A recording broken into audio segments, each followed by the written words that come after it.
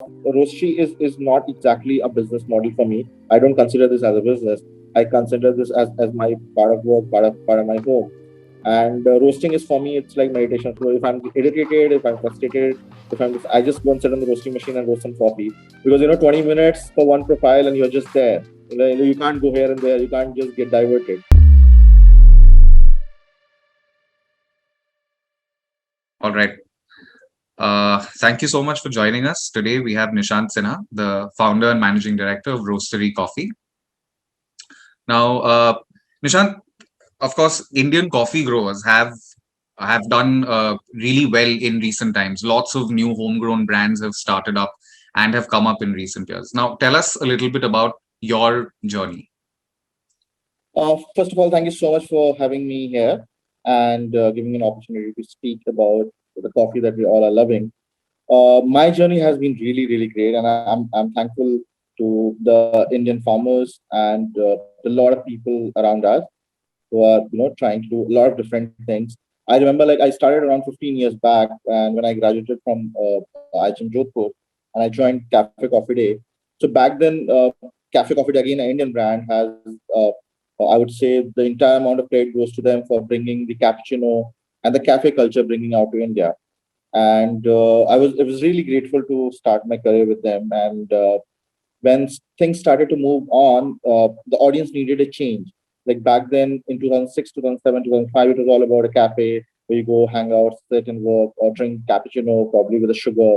Very few people used to drink black coffee or espresso. Very, very rare of them. Obviously, it was collective things why they were not drinking, because the coffee was also not that great and the exposure were also not very high.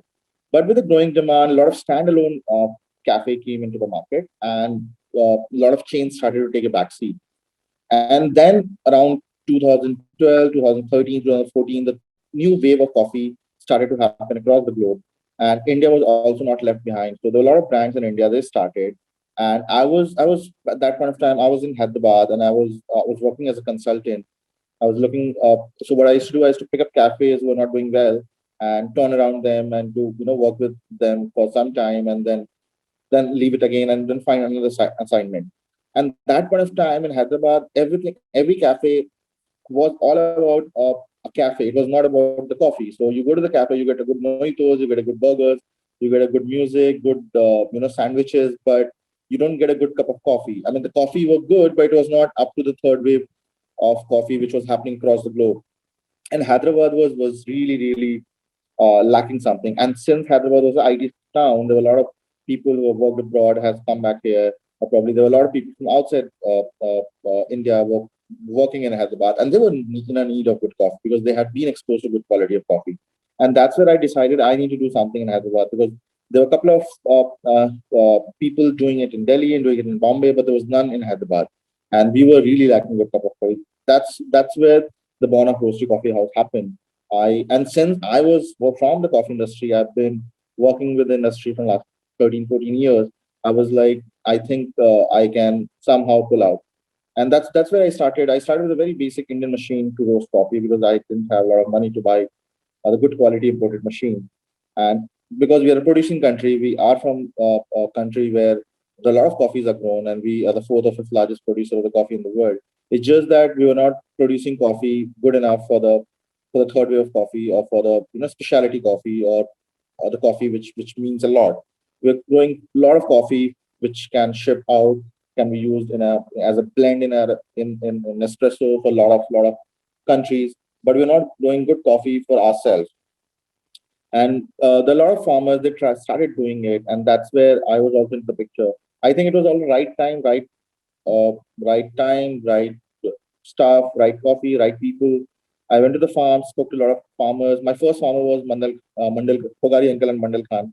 I remember they only used to export coffee, and when we spoke about doing a specialty coffee, they were like a little reluctant because they didn't have believe in me that how many kilos I'm gonna buy. Probably they thought I would buy 60 kilo or 120 kilo. I'm like, I don't know. Maybe I could buy 30 kilo. Maybe I could buy 1,000 kilo. I really don't know. But you're gonna have to support me. You have to do something for your country also. So they put in a lot of effort, developed a specialty coffee. My first bag was consignment was for worth 150 kilo, I guess. but the people of Hyderabad supported us. And now from the same farmer, I'm buying around 9 tons a year. So it's just been 4 years. I started with 150 kilo, and I'm buying 9 tons a year. So that's quite a good journey so far. And then plus we added a lot of couple of other farmers also. So now, of course, speaking of farmers, that's, I mean, you mentioned how you source directly, pay them a premium price so that it's sustainable for them. So tell me about how your process works in terms of choosing the farmers. Are there, how did you choose them? Is there any cultivation training that is involved? Anything that you do with them? Tell me about the process of your sourcing. Okay, so first of all, we only deal in 100% Arabica coffee. So our first criteria is to choose the farm which grows good quality of Arabica coffee. There are a lot of farmers, they grow Arabica, but they grow Arabica in just in a side. The majority of the business is Robusta coffee. So that's our first criteria, that go to the farm which has Arabica, and or mostly majority of them, the crops are Arabica coffee. That's one. Second, so coffees are also grown in a different way. So sustainability is one factor that is there in our mind. Like we don't prefer the farmer who uses a lot of fertilizers or artificial way of doing things. Anyways, India is blessed to have coffee states which are by default very sustainable because we don't harm wildlife. Our coffees are grown wild. It grows in a jungle on a hill, and there are a lot of flora and fauna around. We don't harm bird sanctuary. So most of us are really good. But in that also we have to choose and pick the farmers which are more sustainable, but been there in the market from very long time. They have the history, and they are only growing Arabica. So that's one criteria. Second criteria comes under when you how they process their coffee. So whether the farmers have a good rising bed where they dry their coffee, do they have a right equipment to wash or follow the other process of the coffee, do they really sort the coffee or grade the coffee. So when the coffee harvest time is between November till February, and between these times, like the farmers, they just go and pick up all the coffees together. They don't care whether which is the ripened one, which is the unripened one. So we go and live in the farm mostly. So when I started procuring my coffee from Togari and Khan, I went and lived there, spent almost 2 months during the harvest time, seen every process, personally picked up a lot of cherry, got involved with the process, and see if they're really doing grading, if they're really producing specialty coffee or not. And that's how we decide if, and once the coffee is produced and it comes to us, then we try to roast and see, understand the cupping notes, whether it will match. Like Hyderabad is a kind of place where I will mostly speak for Hyderabad now, because I that's where I started my journey from. So Hyderabad is a state where people don't prefer a lot of coffee, a lot of acidic coffee. So I need to be very particular, like the farm which is producing coffee is not very acidic, or how can I mellow it down during my roast. So there are a lot of factors which influence in this. When you mentioned that you went and lived on these farms and you saw how they were processing it, so you mentioned on your website, it says how you monitor the entire value chain from crop to cup. So give me a little bit of details about how, like you said, you go and live there, you look at the processes. What are the details involved in that entire chain? How do you take a look at that? Okay. So, just to be very honest, what we're trying to talk or what we're trying to do is a specialty coffee. It has a very niche market, very small market. It's a craft market.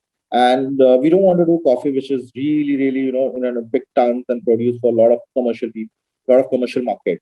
So that's why if you look at in the 4 years of journey, we have added very few planters in our state, because I personally get involved in terms of sourcing, and I don't want to include more than two farmers every year, so that I can spend, because the harvest time is only between November till February.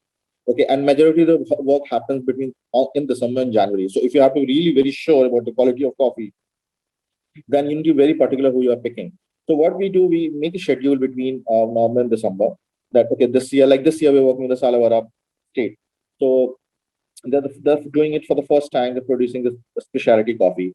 So we wanted to be there and understand how what they're doing. We made a trip in December first week. We went and lived, saw how they're picking up their coffee. So the first step in coffee is plucking, like the ripened cherry, unripened cherry.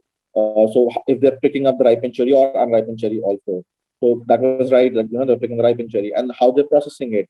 So they made a nice greenhouse room where there was a rising bed where, because if you just throw the coffee on the ground and try to dry it, it might not work, because one side it get dry, one side it doesn't get dry. So you need to have a raised bed where You can throw your coffee, and then it has a moisture coming from all the way from top as well as the bottom, and it gets dry very quickly, very nicely, and very evenly.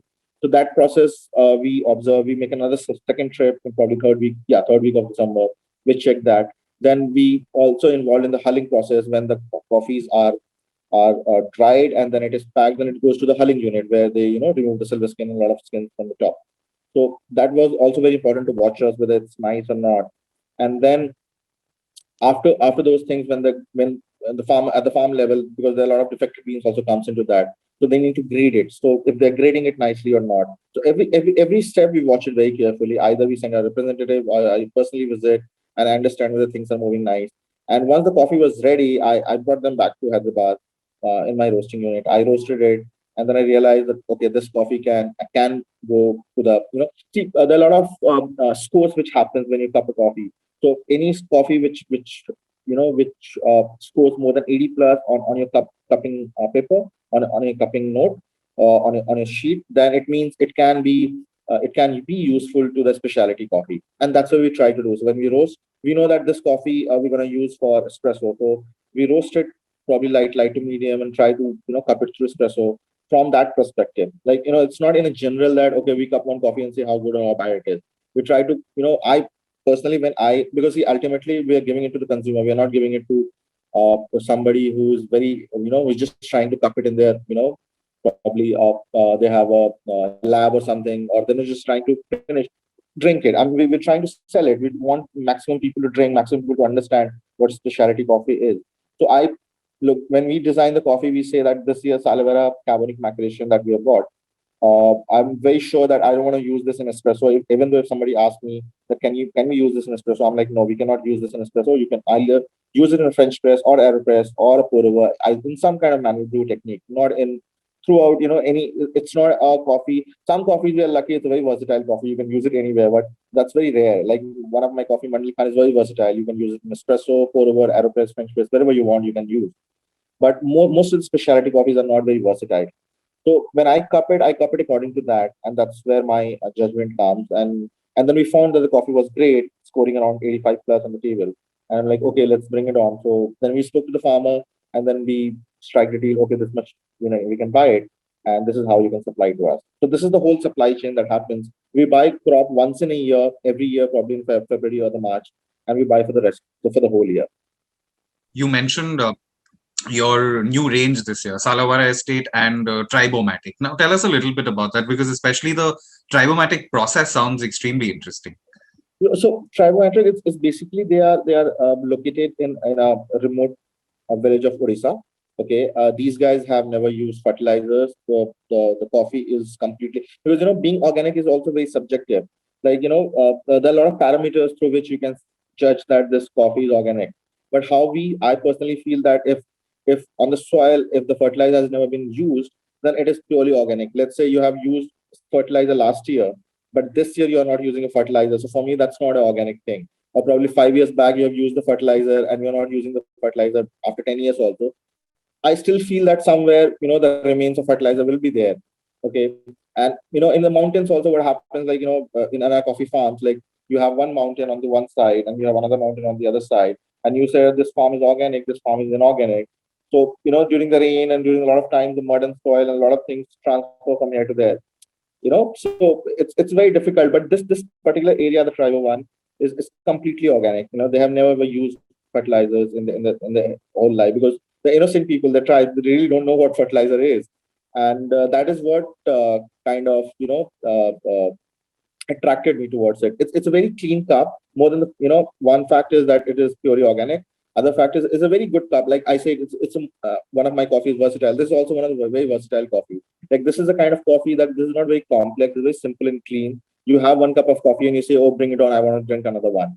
There's some coffees that are very versatile. They have a lot of notes in it. You drink one cup of coffee and you say, "No, I'm done because I just want to enjoy the aroma in my mouth." But this is a very clean cup. You can keep sipping 5 6 cups a day.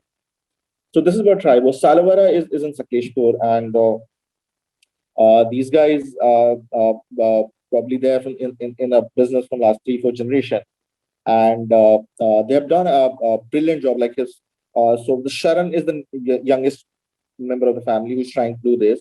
and he was predominantly a city boy till last year. He was living in Bangalore doing his family stuff, but this year he was very keen on doing the coffee project, and he wanted to develop something on his own. So he shifted to the farm, and his father was majorly involved in doing a commercial grade coffee. So the young son, he's come back to the town and in his hometown, and he's trying to do some coffee. And we were already really involved from day one in observing him what he's trying to do. Young chap, probably around 24, 25 year old. If you go to the farm, you can see him running around in the farm throughout the day, trying to do some good coffee. And in the first attempt, he did a brilliant job. So and that's where the thought process matched, because he's very passionate. We're also very passionate of what we do, and we thought this year probably he's salarized the state that we can bring it on our website. And it's just not the carbonic macration and the yeast fermentation. He has developed around 3, 4 more coffees, which he's gonna give. So we'll announce it. So we have a strategy for this year. Every 2 months, every 3 months, we'll announce one new coffee. Now, tell us a little bit about your roasting process, because, of course, I mean, that is at the end of the day what adds the final flavor to the coffee, right? So, So tell us a little bit about you mentioned how you started out on very basic machines, and today you're working on one of the world's best machines. So, tell us a little bit about that process. So when we started, we didn't have a lot of money, but we had I had a good intention towards what we can do, and whatever the limited money I had, I spoke to one of the coffee the roasting machine manufacturer in Chickenloo, and he happened to give me a machine which was really nice and decent to start with. And since I was self-taught, I didn't go to any course, I didn't learn anywhere, and I have not gone through any kind of professional training. So it was very important for me to start. It's like if you just want to start driving a car, buy a second-hand car or small car, start driving, hit it wherever you want to hit, and then buy the brand new once you learn. So I think it was more of that strategy that I had. So the machine was quite good, and but very quickly I realized that in a span of 5, 6 months of my opening, I realized that customers are not coming now coming back again and again, and I need to be really consistent. The machine was very good, but it was not very consistent because all manual. So that's where I decided to buy the next roasting machine, and I had a couple of options. But the reason I settled down with Geeson, because Geeson has been manufacturing coffee machine, not predominantly the roasting machine, but parts of roasting machines for a lot of big roasting machine manufacturing in the world. I don't want to name them, but I'm just saying that. And the best part with these machines are, though the most expensive machines in the world, but this machine is that it can roast 250 gram. It has a controlled drum speed. So let's say if you're roasting 2 kilo, you don't have to roast. You don't have to keep your drum at 50 hertz speed. You can bring it down to 25 or 30 or 35 that you want. Okay. So drum speed control was something that I was really attracted towards this machine. And the second most important part was the consistency. This machine is very consistent. Needs a very less wear and tear, and the consistency of the coffee. And that is what it is like. You drink a cup of coffee today at Roastery. The next year you try, and you should feel that it's same. So that's what the matter. That's what the most important thing is. And hence I kind of zeroed down on the machine. For me, roasting is like, to be very honest, because see, roastery is not exactly a business model for me. I don't consider this as a business. I consider this as my part of work, part of my home. And roasting is, for me, it's like meditation. So if I'm irritated, if I'm frustrated, if I just go and sit on the roasting machine and roast some coffee, because 20 minutes for one profile and you're just there. You can't go here and there. You can't just get diverted. You can just see on the phone also. So when I roast, I have a very different, because see, every roaster is different. It's like every chef is different, every cook is different. So they bring their own flavor in their food when they cook. Similarly with me also, like uh, uh, when I compare how I roast and what I roast, I'm very particular. Like I don't want to create a very stereotype in roasting coffee that this is how it is done. Like a lot of people, what they do is they follow a certain guru in terms of roasting, like some kind of a roaster abroad who has a set profile. They just copy the profile and then roast according to that. But we need to understand, like in a very simple word, what a great butcher, like for example, I forgot this man. He's a very great chef, Salt Bay. I mean, the guy from Turkey. He's very popular. The way he marinates his meat, and the way he cuts it, very different. We really can't do it in India, because the way we don't know what is his source of meat. Where does it buy from? What kind of kilo of meat that he buy? how old those meats are that he buys. There's a lot of factors involved. Similarly, we really can't follow anybody when I'm personally roasting, because the coffee that I buy comes from a different soil condition. It comes from a different atmosphere. It comes from a different hand. The processing is different. Everything is different. So I need to be very, very careful when I'm roasting to understand my customer palate. So as I mentioned before, the people of Hyderabad don't like coffee with too much of acidity. So when I roast, I try to remove the acidity part of the coffee.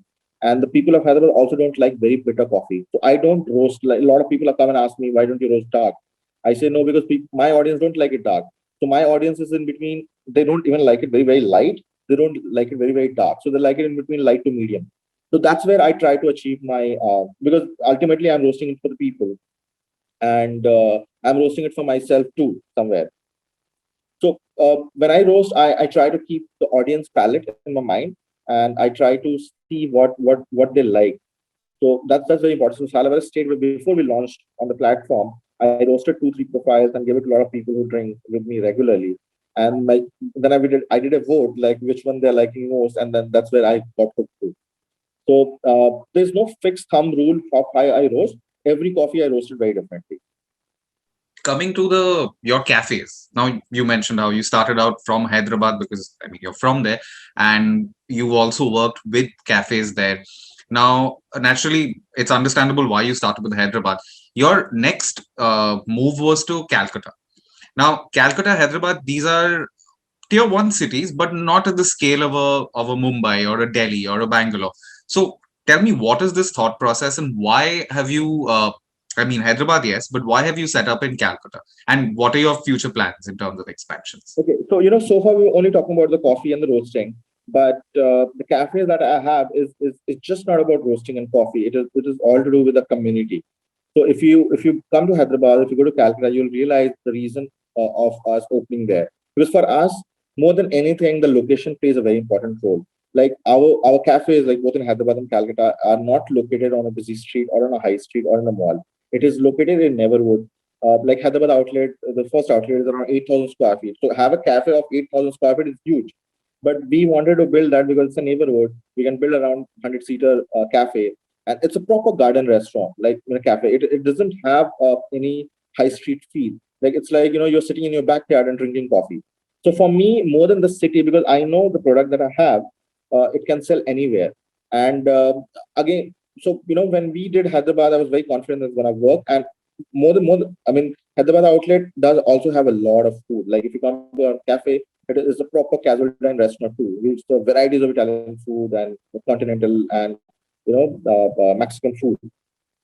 So we want to give you a feel where it is not on a high street, because India still we don't have that culture of European country or American country where you can build a coffee shop on a high street. People will just walk in, grab a cup of coffee, and then walk on the street. We don't have that walking culture. We don't walk too much because obviously of the weather condition. So that's why I chose that I need to be in the neighborhood area where people can come and relax and sit and have coffee. And hence Hyderabad, that location we chose. The reason we chose Calcutta because we found that property and we realized that Calcutta, just like Hyderabad, we became cult and we became kind of talk of the town because there was no player, there was nobody doing great coffee. Calcutta was also like we were the first coffee roaster in Calcutta. There was nobody else. And if you land to any of these two cities, and Hyderabad and Calcutta, people would say that if you ask anybody where do you go and drink coffee, they would say go to Roastery Coffee House. So Calcutta, the reason we chose because the property that we got, I don't think anybody has that kind of cafe in Calcutta. It's 5,000 square feet, huge garden in front, and the walkway, and then there's a heritage story to the building, and there was no coffee player. So that's where we chose. The next location we want to do more than the city, as I said, the property plays a very important role for me because we want to build a sustainable business. We cannot take a property on a high street for 5 lakh rupees or 10 lakh rupees rent, and then after 3 years we jump to another location. Wherever we open, we want to become a landmark. We want to stay there, and that is what matters in our F&B business, because we don't want to create a brand which runs for 3 4 years, make money, and then open another one or do shift something else. We want to build a business which lasts for at least 50 years or 75 years or 100 years. This is what my thought process is. So being sustainable is very, very important. uh, I think we were the only one in our town who didn't fire any of us. I didn't fire any of my staff. I mean, I paid less to them probably for a month, but I think I was the only one who brought back everybody very quickly on their original salary. Like by September, everybody was paid their original salary. So all thanks to the business model that we have, the property that we took, the place that we choose, and the city that we choose. The next location that we have signed up is in Noida. Again, the very reason that I didn't go to Delhi because Delhi is a very expensive market, and I don't know if I can build a sustainable business. But the reason I chose Noida because again, when I'm in Noida currently, and I realize that there's a huge gap in the market. There's hardly anybody. Either you have to go to the mall, or there's nothing in and around. Like there's very few brand where people are buying from last 10 years. There's nothing new happening, and everybody in Delhi thinks that Noida is a very backward market, and nobody wants to come to Noida. And that's where I saw the great opportunity. I have signed up a property in Noida, which is again very sustainable. Like even though I don't do a business in the next 6 months, I can easily pay my rent.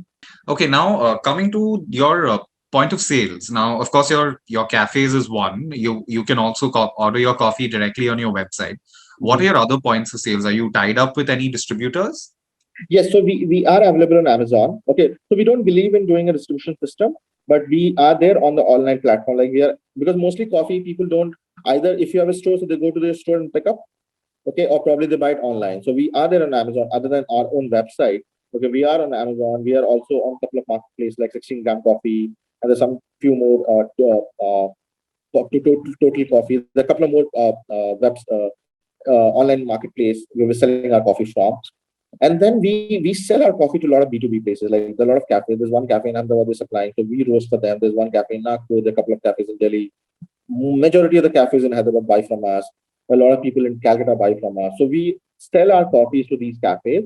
And if they are willing to sell our coffee beans from their cafe, we put up our coffee packets also and we sell. Yeah, but as of now, we don't have a distribution system, but we mostly operate on website. Final question is, of course, your outlook on the whole Indian coffee space, on the market, how it's evolving, where you see it going. Would you like some sort of, I mean, of course, policies make a huge difference to any industry. So, in that terms, would you like to see any changes in terms of policy, anything that favors the sector that can help this market grow? Certainly, like the industry has done very well, especially the Indian. We are producing country, and I'll just quote an example for a country like Brazil. So Brazil, as a country, used to export a lot, and they were highly dependent on the coffee because they're the largest producer of coffee in the world, and I think the 90% of the production was dependent on was the export. They were exporting their coffees, and the domestic consumption was 10% only. Somewhere, if some kind of policy helps and it happens, or maybe the Indian government or the state government or local authority decide to do some kind of stuff where the domestic consumption of coffee increases. Like for now, also a lot of our farmers are dependent on export, and they have a set policy because okay, this much coffee I grow, in one shot I do my export, and then I take care of my rest of the year. If somewhere the domestic consumption increases, like we started giving value to the farmer, like for the first time, a bunch of people like us, bunch of roasters like us, we started putting up their pictures on our coffee packet. We started putting up their name, that we don't say that this, we just say this is roasted by us, but we say that the coffee is grown by this gentleman or this farmer or this generation's people. So that kind of game, thing gave them a sense of pride that okay, now we are getting recognized in our country, and hence from 150 kilo to 9 ton was possible to take out from them.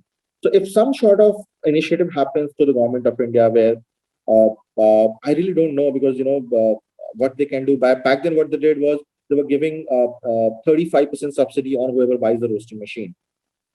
So that kind of motivated a lot of roasters to come in the market. So we have a board called Coffee Board of India that is very actively involved in doing a lot of market, a lot of development for the Indian coffee. They keep developing new crops and give it to the farmers, and the farmers grow those coffee. So there's a program which is really doing well. And 2-3 years back, there was a program where they're paying 35% subsidy to the people who are buying roasting machines. So that kind of a lot of people like us were born in that kind of time when the subsidy was there. Unfortunately, I couldn't get it because by the time I bought it, the subsidy system was over. But a lot of people I know they were benefited. So if some sort of system, some sort of domestic consumption increases, then our dependency on export will go down. And the moment you become self-sustainable, because we're trying to build a self-sustainable business. So if that happens, then I think we all will be in good shape. All right. Thank you so much. Thanks so much for joining us, Nishant, and taking time out and giving us so much details about your entire process and how you. It's clear that you're very passionate about your product. It shows, and wishing you all the best. Thanks so much for taking time out to do Thank this. you so much for calling me here. Thank you so much.